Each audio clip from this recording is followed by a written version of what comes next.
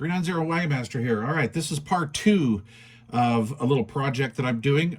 In part 1, I showed how to build this little step-down circuit. This takes us from 12 volts to 9 volts. What I want to do is I want to power this little LCR-T4, I think is what they call it. It is a digital component tester, transistor, diode, capacitor, resistance, inductor, ESR meter, all in one. Okay, and it is powered by a 9-volt battery. And I've gone through a couple batteries, so we're into this like $4 twice. Yeah, so we're like $8-10 into this as far as being able to use this, because it just seems like every time I go to grab this darn thing, I use them a lot, and every time I go to use it, the darn battery's dead, and or it'll drop down to like 7 volts, and I'm not too really sure how accurate my numbers would be here when my voltages are that low. So what I decided to do is just convert it over with this little step down circuit. On my bench, I always have 12 volts on my bench, and I use these little plugs here. This is kind of common. I pretty much power all of my little devices, meters and stuff like this, backlighting and all that with this little setup. So I'm going to actually mount this in here, and then I can just plug this into my bench, and I have a constant 9 volts all the time. Don't have to deal with the dead batteries anymore. So what we're going to do is I'm going to show you how I'm going to install this.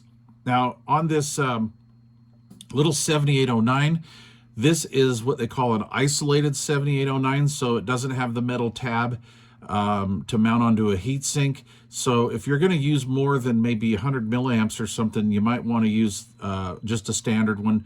But for this, I'm not going to worry about that. This will never generate enough heat or current draw to heat that device up, and the cycle to this doesn't really last very long. So what I want to do is I want to show you about how much we're pulling here in this circuit. So I have like an 8.8 volt battery here. So let's go here to DC amperage. We'll plug this puppy in. All right, I already have cap loaded up in there, so let's see what we're doing. So oh, there we go. Well, we spiked at 24 milliamps, but it averages out about 14. So not a problem. At that current draw, we could run that pretty much all day without a heat sink. But like I say, this has kind of a short duty cycle, and we'll just kind of wait for that to shut down, and we'll see. I don't know what that is. I think it's about 30 seconds long. So we should be shutting down here any second. After this shuts down, there we go. We will start the installation. Okay, so before I start the installation, just in case you missed the first video, this is our little circuit that we made up. This is the LM7809 regulator IC, and we've got 12 volts coming in on this side. We have 9 volts coming out on this side. I use 200 microfarad electrolytic capacitors at 25 volts.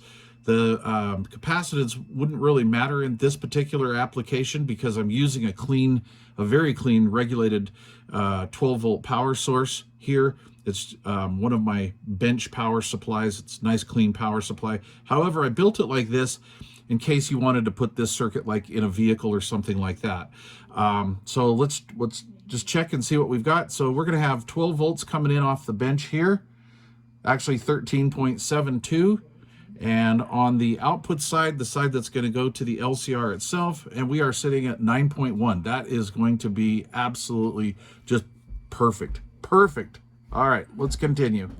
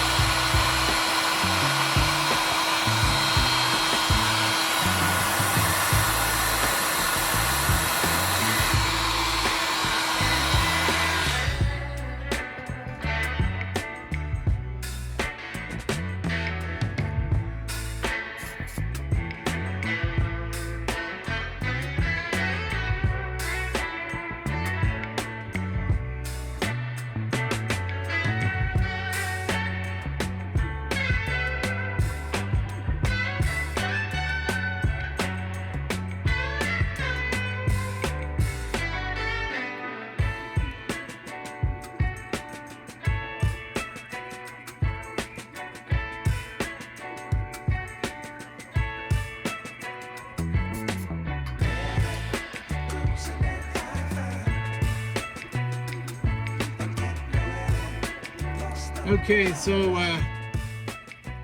we're all finished up. I'm going to discharge this cap real quick. Always discharge your caps before you put them in there, because I've already fried one of these that way, just not thinking. Too big of a hurry.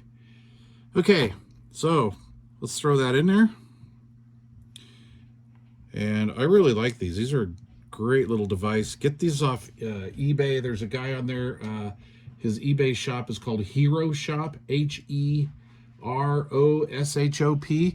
And that's where I've been getting these. I've actually had 4 of these. And the first one I bought was from Hero Shop. Worked great. But I put a big cap in it with a bunch of voltage on it and just zapped it. And I just wasn't thinking. So I thought, well, I'm kind of in a hurry on this project, so I'm going to order one off Amazon because they'll have it here in like a day. So I ordered one off Amazon. It's a slightly different device, just a little bit of a different revision. And it worked, but it wouldn't give me an ESR value. And not that that's all important, but it doesn't work. So I sent it back to Amazon. They replaced it. I got another one, and it again would not read any ESR value, and I don't like the way it read MOSFETs either. So I sent that back, went back to Hero Shop on eBay, and yeah, I had to wait like 5 days to get it, but this one works, and yeah, it works very well. I also did kind of I do a little paint job on these where you just spray the inside. I mask off what I want to be clear, and then spray some flat black on the back, and created a little window for it and everything. And yeah, she works great. All right, so let's try it. All right, we're gonna fire it up for the first time. I've got 12 volt bench power to it.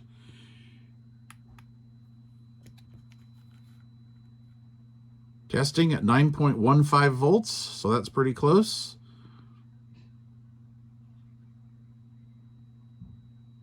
And there we go. Works like a charm. Awesome, very awesome. So project completed. Now I don't have to worry about dead battery in there. Like I say, after you go through a couple of these, it just gets a little old, especially if you use these things a lot. Of course, it doesn't draw anything while it's sitting idle, as you saw maybe earlier in that other video. But no more dead batteries. Just kind of constructed all of this of stuff laying around the radio room here. And pretty much all of my connections now are standardized. So there you go. So yes, you do have to plug it into your bench power supply every time you want to use it. But that beats a dead battery any day. Okay, please leave questions or comments down below, and thanks for watching. If you've not yet subscribed to this channel, please consider doing so.